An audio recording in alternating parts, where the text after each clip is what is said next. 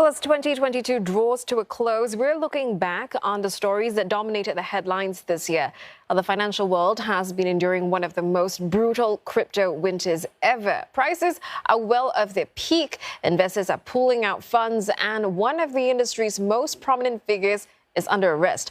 Forget winter, this feels like an ice age. Analysis coming up, but first, here's the state of play in 60 seconds. The crypto winter of 2022 was a harsh one, and it doesn't look like it's ending soon. The collapse of stablecoin Terra USD and sister coin Luna in May sparked off a domino effect that sank the price of every major currency. And soon after, multiple crypto-related firms. Major exchange FTX filed for bankruptcy last month after massive withdrawals from investors over an alleged mismanagement of funds, which also brought down other coins and platforms. The fallout will likely keep the value of cryptocurrencies down for a while. It's a long way off its peak, now at about $840 billion. Bitcoin and Ethereum have each lost about 70% this year.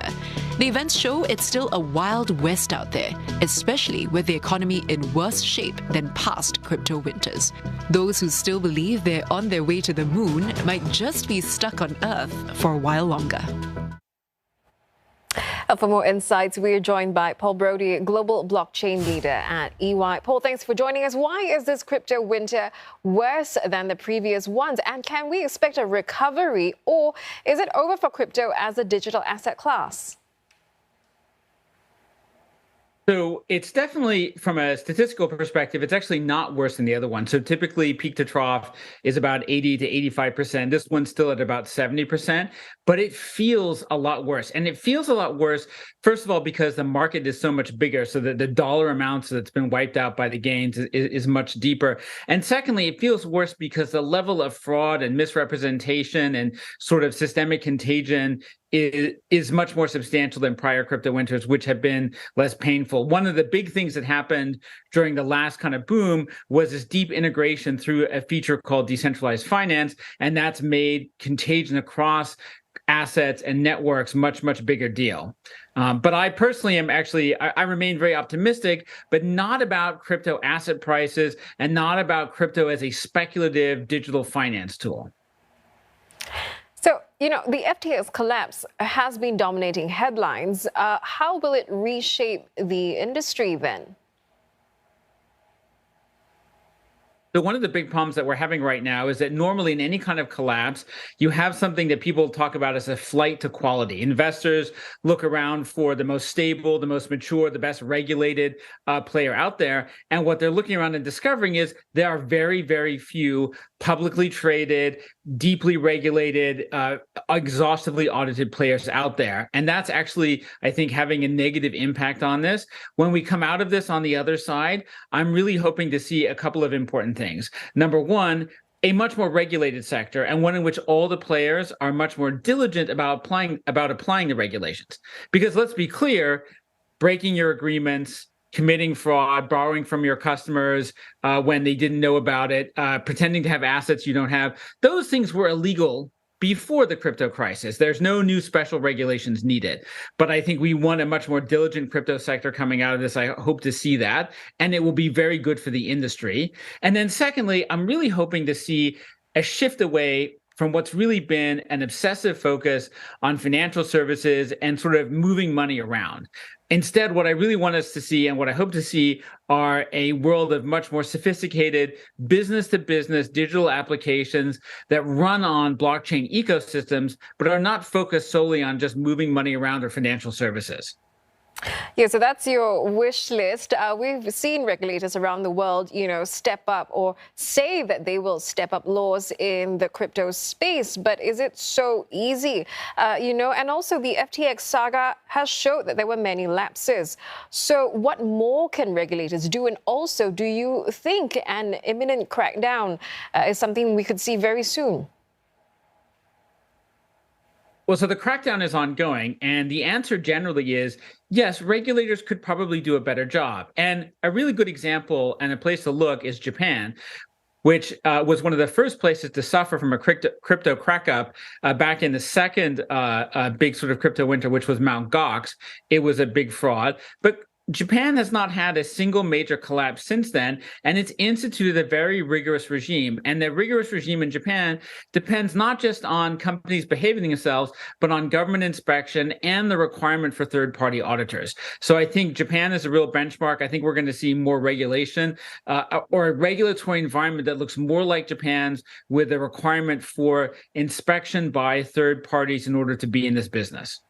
So then it doesn't look like, the end is near for crypto yet. And we do know that crypto is in a separate ecosystem. But in the event that something like that happens again, is there a risk of spillover to traditional markets? And we know what happens in traditional markets has affected crypto. So can, the opposite happen as well? Yes, absolutely. And in fact, I was with a major European central bank a few months ago, and they specifically said, their main concern isn't about the current crypto winter. Their concern is that the next time we have a crypto winter, it will be systemically important for the rest of the global financial ecosystem. So yes, there's absolutely a risk there. Regulators are right to be worried about it. One of the things that we're seeing in crypto is a repeat of all the mistakes that took place in almost every major country before they implemented central banks. One of the reasons why we have such extensive contagion in crypto is because there is no lender of last resort. And without a lender of last resort, contagion flows through the system with no breaks. My expectation is we will not only see a much more regulated crypto ecosystem, but we will see a crypto ecosystem with, frankly, a lot less crypto in it and a lot more stable coins. Stable coins, which are backed by government assets and are regulated, will then be able to access the value proposition and the capabilities of central banks. In any case, if you ask me, and you are, I really don't think that cryptocurrencies themselves are the most valuable part of the crypto ecosystem. It's the decentralized computing and business architecture that presents the real opportunity for long-term value creation. Yeah, Paul, you said they're not, in your opinion, they're not the most important in the system, but yet they wield a great deal of influence because as what we've seen, the crypto space is also very personality driven. We look at the cult-like status around SBF, Do Kwon, Changpeng Zhao. So is this making, the sector more problematic for regulators and investors? What we're seeing, I think, in this sort of personality-driven environment is behavior that comes from a very immature ecosystem. And in particular, what you're seeing is a consumer-oriented financial services ecosystem where people have meme-driven investing. And it's not just crypto that's been subject to this. If you recall, much of last year, we spent a lot of time talking about Reddit forums and their power to kind of shape big financial bets. So it's more a function of the global consumer investing ecosystem.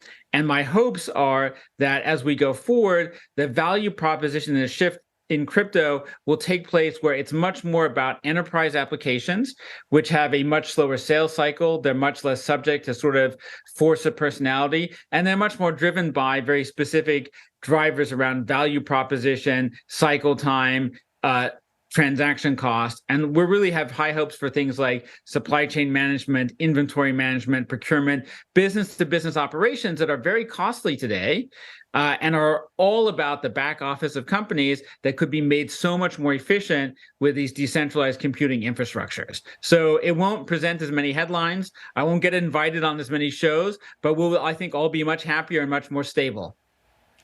So then will other, digital assets have a place in an uncertain economic climate and all that bad press with regards to crypto? Yes, I think there will be digital assets, but I think it's much more likely in the future that they'll be tied to sort of business activities in the real world. So we might see digital assets tied to import-export volumes or the factoring of purchase orders or large-scale billing and payments for multinationals. But it'll be much more closely tied, I hope, to the rest of the economic ecosystem and much more driven by the value of global digital rule-based access to finance and not personality-driven speculative investing. Well, Paul, thank you so much for speaking with us. Paul Brody, a global blockchain leader at EY.